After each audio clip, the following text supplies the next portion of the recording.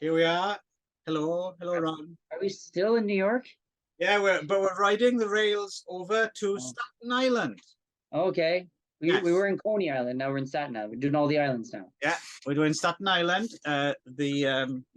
One of the 5 boroughs, and this will be our last. Well, we're doing 2 double bills here, but after that, I promise you, Ron, we'll finally be leaving New York for the exotic, ever so different environs of New Jersey. So it'll be a huge. Where you have only 100 movies for New Jersey rather than 200.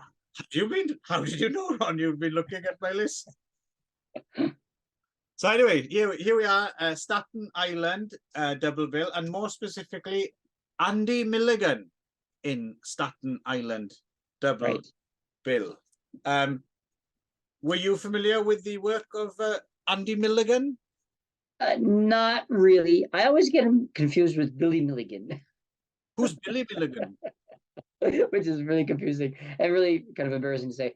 Billy Milligan is he's a famous rapist with multiple personalities. He was tell me more. He was he's quite a famous case. There's a Netflix special on him, and there's a really famous book called I can't remember, like The Many Faces of Billy Milligan or something like that. I don't know. So, and he's one of the first high profile multiple personality disorder or the mental identity disorder cases where he was I believe a rapist, and but ended up being using multiple personality as his defense. And he had like something like 23 personalities over. Anyway, his name is Billy Milligan. So whenever I hear Milligan, I always immediately think of Billy Milligan. So I was. Here we go. Milligan's life story was popularized by Daniel Keyes' award-winning nonfiction novel, The Minds of Billy Milligan. That's the one. The Minds of, yeah. So Daniel Keyes, which was a really interesting book. And then they turned it into a Netflix documentary, which was really boring. Of course, it's a Netflix documentary. And they stretched it out across 12 episodes. It was like 4 episodes where nothing happened. So Daniel Keyes, of course, the same guy who wrote Flowers for Algernon, right? Oh yes, yeah. Interesting. It's never been turned into a film, as far as I can tell. In 2021, it was announced that what's this now? There was going to be turned into something with Tom Holland, apparently. Oh, okay, that's possible. Yeah, okay. Yeah, maybe Tom Holland's onto that thing now. He's onto his post Spider-Man projects, I guess, right? So, or inter Spider-Man projects. But anyway, so yeah, it was a good read. I remember I read it back in grad school, so I recommend it if you haven't wanted. Okay, yeah, no, I'm interested in that. Anyway, so but not him. But not him. No. Did Andy Milligan happen to have many multiple personalities too? Possible. If you base it on these 2 movies, maybe he did. Right. Well, there's actually a book about Andy Milligan, which I would recommend, actually, which is a book I'm intending to lend to you one day, except lending you a book means I won't see it for 10 years. But it is a good book. It's the ghastly one, The Sex Code of filmmaker Andy Milligan by Jimmy McDonough. Is that photo on that book by chance from one of the movies we're doing today? I'm not sure. Is it? I'll have a little look inside. I think it is. That one is, I think. That one is, yes. That one is. Obviously, the ghastly one, it is named after one of the films we will be talking. The ghastly one. Jacket, photo. No, this is from another Andy Milligan film. Oh, I see. Okay. But a lot of Andy Milligan films have scenes that look a bit like this, I think. So you can tell that we're experts on the movies we're about to talk about, that we don't even know if that picture is from the movie or not. Right, so Andy Milligan's one of those names, like, so he was actually a theatre guy even more so than a film. Fairly prolific. He made a bunch of sexploitation films in the 60s, and which seems to, I wouldn't say it was necessarily something he was more interested in, but it was just something he seemed to have more of a knack at that than the later horror films he made. Unfortunately, a lot of that work is no longer extant, so that a lot of his best work might actually just not be possible to see anymore. Hmm. But anyway, yeah. In 1968, he turned his hand to the horror film with The Ghastly One, and like I said, a lot of theatre. He did a lot of theatre. He did a lot of off Broadway, proper fuck off It- Broadway. I mean, sorry, just to break in. It's Yeah. really interesting that you mentioned that because, yeah, I was going to mention that that these movies, especially the remake, the second one, Yeah. really felt like a community theater Yes. production, and Yeah. I was like, this really feels like a bunch of theater people got together and made a movie. And That so is- I even had that thought watching the Right. movie, not even knowing that he was a theater guy. So Yeah, no, that is exactly what it is. Yeah. It would have been, yeah, Andy Milligan worked a lot of theatre, and every now and again he would get his theatre people together and get them all to go to his big house in Staten Island and make movies. Yeah, and there's a whole bunch. And then 10 years later, let's make the same movie with just different people. Yeah, well, in the case of this one, The Ghastly Ones was remade as our second film on the bill, A Legacy of Blood, aka Legacy of Horror. Yeah, so basically the story is more or less the same in both cases. There's a little the sequel has a bit more stuff about some characters. They're fleshed out more than in the first film, right? So Are they? Okay. yeah, but basically it's a reading of old-fashioned reading of the will kind of turns homicidal story, right? So, well, before we get into it, I just wanted to mention that I actually watched these backwards. Okay. Just because it was there's a problem with my file of the earlier one, so I was going to watch them in chronological order, which would have made more sense, but I ended up watching them backwards. Okay. Just because of whatever. And then as I started watching the Ghastly Ones, I remember sort of thinking like, wow, why are all Staten Island films about reading wills? And then it was about 5 minutes after that when I realized that it was exactly the same movie, right? So, Right. Yeah. right. So yeah, no, so kind of interesting about Andy Milligan is, I mean, Andy Milligan is considered by many people like one of the worst filmmakers of all time. Like his reputation was pretty bad based on really? films like this. This was also actually a video nasty in the UK under the title Blood Rights in the early 80s, which is why it has a slight, why it's kind of remembered a little bit in the UK in certain fan circles. But what would about this movie would make it a video nasty? Fuck knows. You'd have to ask the people who branded people video nasty. It wasn't that particularly bad. It was but very little gore. Almost everything in those days it was a hysteria, right? So almost anything, and I think the video cover might have had the pitchfork killing, I think, was on the cover. And so yeah, when the whole hysteria kicked off, basically the police were kicking down doors and taking away anything that could potentially be, I mean, the famous case is the one of, some stupid copper getting confused between the Texas Chainsaw Massacre and the best little whorehouse in Texas. And that kind of thing. They were just on they were basically the same movie. Yeah. So Burt Reynolds as Leatherface and terrorizing Dolly Parton. I don't know. I've never seen the best little whorehouse. I thought Dolly Parton was Leatherface. That's very mean. Anyway, just ignore. Burt Reynolds was much better. Just ignore Ron. No, he's dead. He doesn't care. Just ignore Ron. Okay, well, that's even worse then, because you're Dolly. I like Dolly Parton, I have to admit. I have a soft spot for Dolly Parton. Yeah, Dolly's nice. So she no, not she, that's Dolly Parton. So Ghastly Ones. Let's talk about Dolly Parton instead. What are we talking about? What's happening? So it's a reading of the will. They go there. There's all this. It's their father's will, and before they get the inheritance, they have to live in sexual harmony, whatever that means, for a few days. Basically, they had to wait till all the sisters, all his daughters, got married off until they could read the will. And it's a very specific will. They have to go and stay at their old family house in Staten Island, and the servants who served them when they were children were there. They didn't really know their father growing up. He was always away, yada yada yada.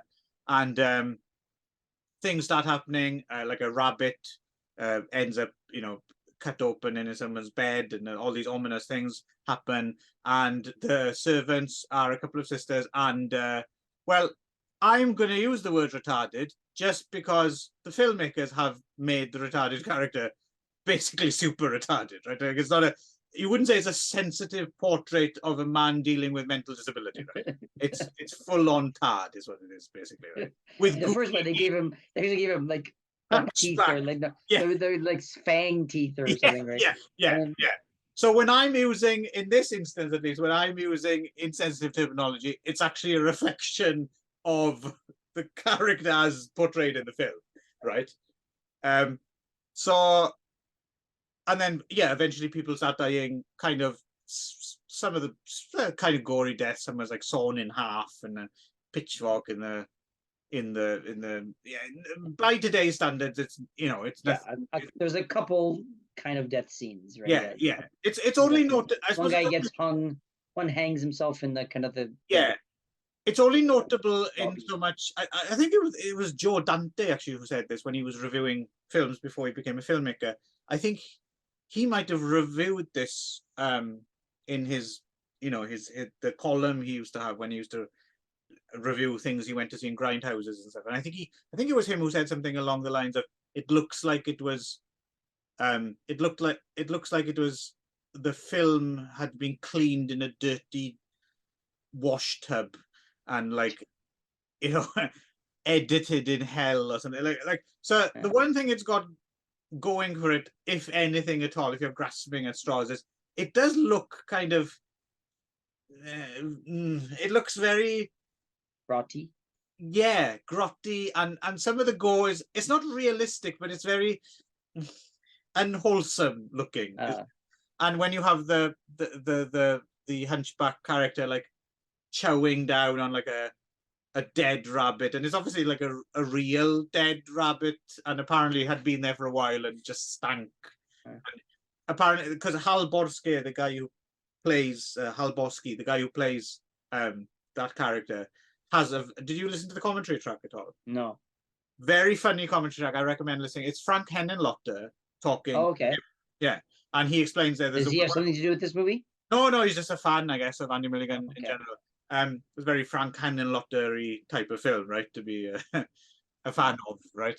And he explains there's one bit where the camera like cuts or something, and he goes, that's when I threw up for real. he just hurled his head, and then right, just got on with it. The dead rabbit actually stank. Oh yes, been there for a while, I think, like rotting in the sun or something. Right. But it does have a very unwholesome look, and like I said, Andy Milligan has this reputation as just being a terrible filmmaker. And the first time I saw the Ghastly one, I found it pretty dull, really, like pretty boring, laced with just this is making me feel a little bit kind of just I don't want it, something you wouldn't pick up with fingers, you'd like use gloves or something. Right. And then I read this book about Andy Milligan, which is a fucking terrific book. I mean, it's a really, really, really terrific book. Highly recommended.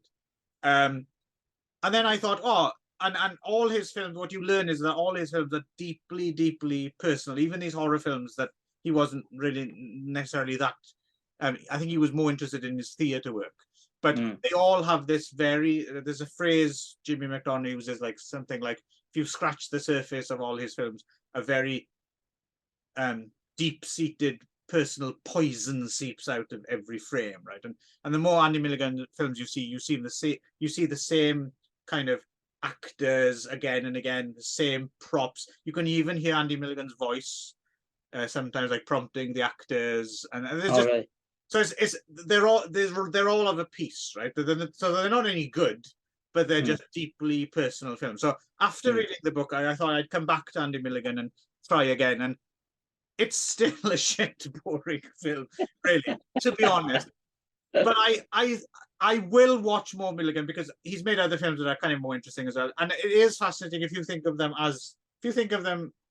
as a mass and him as a person, and if you read this book, then Andy Milligan is definitely a really interesting guy and subject. if they made a documentary about him one day, I'm sure it would be absolutely fascinating.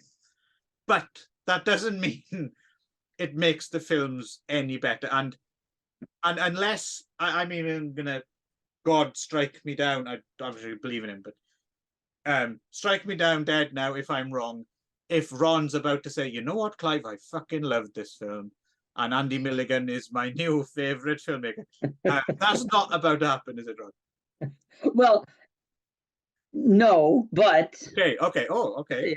yeah, but I'm not, I will say that I can't necessarily totally agree with people that say he's like the worst filmmaker ever, and Okay. you know, because I'd say both of these movies, more so Legacy of Blood. I think it was interesting that I watched it the reverse way, because I got to see almost like his sort of second try at it versus so I got to see more, I guess you'd call it more polished, not really polished, but I guess it was cleaner a little bit. It was, the lighting was better, you know, and the acting was better. I mean, the script was almost word for word the same, most of the parts.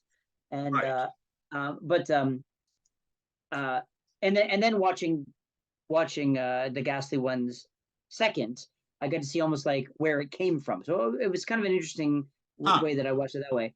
And I have to say, after I watched the Legacy of Blood, I have to say, I mean, it's not a great movie by any stretch of the imagination, but I gave it an E for effort. You know, I think they tried. You know, and I think it had. I mean, and that's why I said originally that I could tell that he had gotten like theater actors, like a bunch of community theater actors together, and hey, let's make a movie together, because this movie has something going for it that most other like low budget horror movies don't have, which is it had relatively decent acting. Yes, no, I agree with you. I don't want to say people trying, right? Yeah, I mean, they weren't. I mean, a lot of these movies that we watch for this, or you make me watch, they're like made by and with people who I think have never even seen a movie, right? So like, you know, like these people like they did no attempt at acting or trying to read a line, or you know, or trying to, you know, but these people I could tell had acting experience. I could tell that they had been on stage. You know, there was like the main girl in the second one, in Legacy of Blood, the kind of the redheaded one, right, the most lines, whatever. So you could tell that she was actually a pretty decent actor, and she was trying like, there was like nuance there. She was trying really hard to like kind of you know, there you know, trying to make it sort of like a subtext stuff. I mean there wasn't a lot to work with, but I could tell that the actors were trying hard, right? And that they're, you know, and even like they tried to throw in, like, I could, you know, as a theater person myself, I could tell like little theater things that they were doing. Right. You know, like there was like, it was so stupid, it was really dumb, but like one of the earlier scenes with there's like the one husband, the newly married couple with the mustache, the really tall guy with the mustache, and he and his wife, they're just sort of talking about how they've got to go to this you know, a will reading, and they sit down and they're still in love because they've only been married for 2 years, and they've got this plant in the middle of the table, and they just kind of like look at each other and they start nibbling on the plant. And I was like, well, of course, no one in their right mind ever in any life would ever do that. But it felt like such a theater thing. Yeah, you wouldn't like, see that in another person's film, right?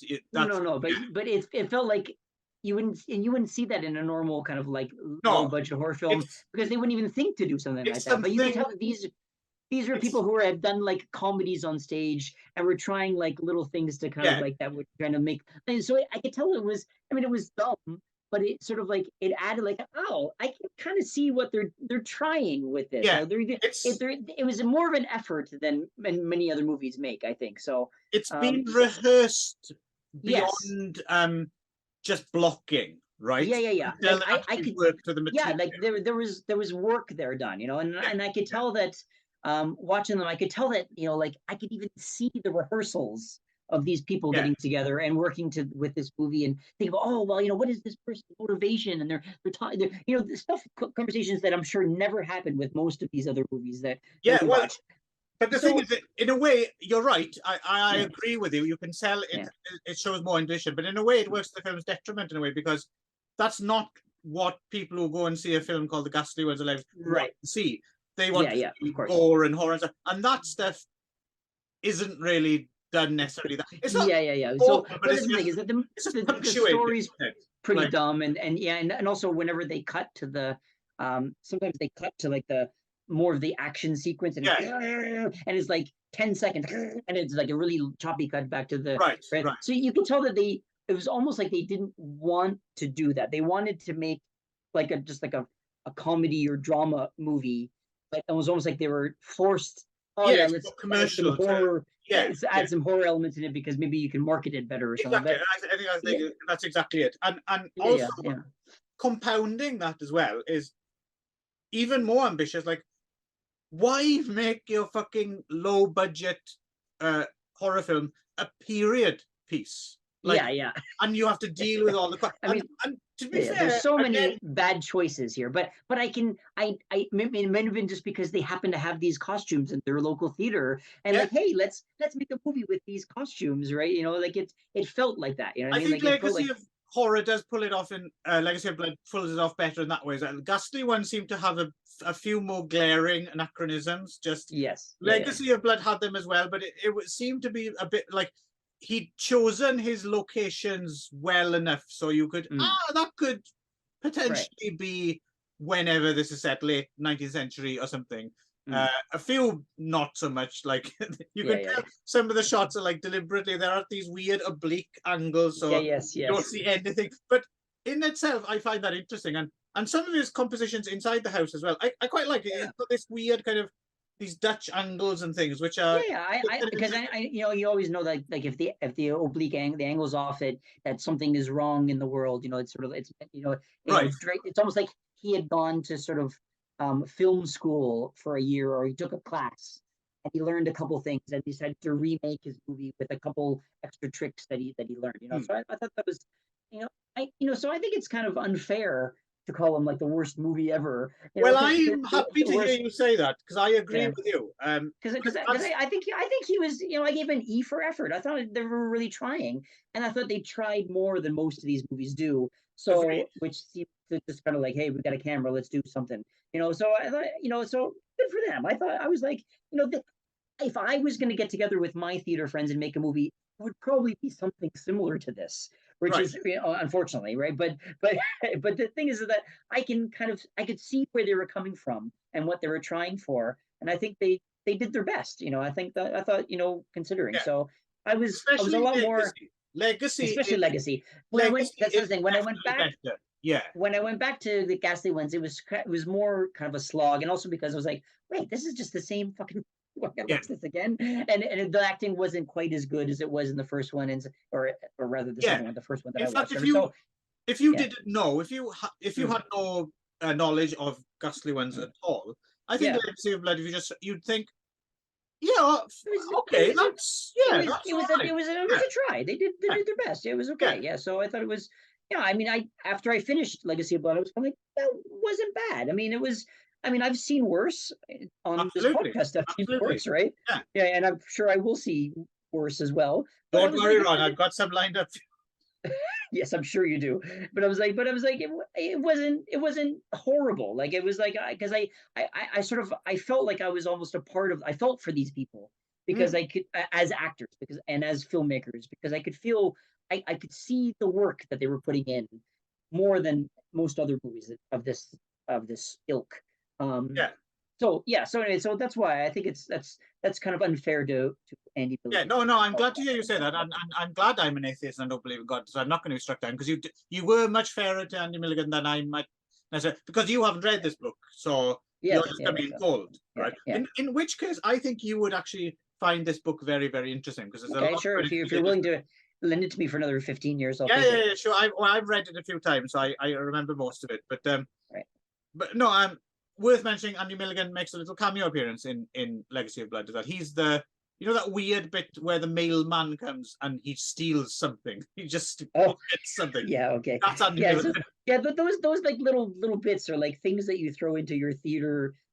Just for like, hey, let's make the honest life, but let's make let's give him a little characterization where he likes to steal stuff. I mean, that it felt so familiar to me as a theater guy. That I think I just had a lot of goodwill towards it. I think so.